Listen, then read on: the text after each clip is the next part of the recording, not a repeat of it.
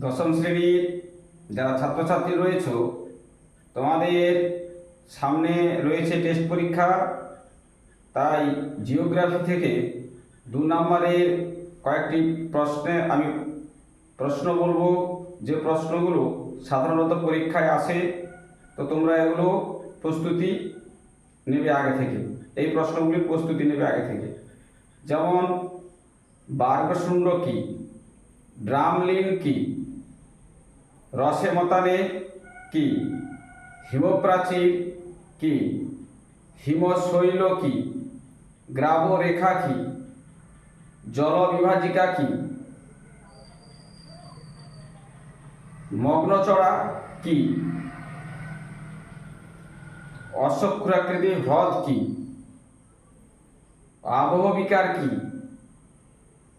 Barchan কি, crevasse কি, প্রপাত কূপ বা প্লাঞ্চ পুল কি।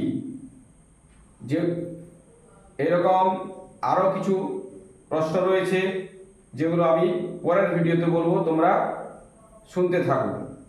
তো তোমরা যদি এইসব প্রশ্নের উত্তর পেতে চাও, তাহলে আমার ভিডিওগুলো তোমরা দেখতে থাকো, তাহলে কোশ্চেনগুলোর উত্তর তোমরা আমার কাছ থেকেই পেয়ে যাবে।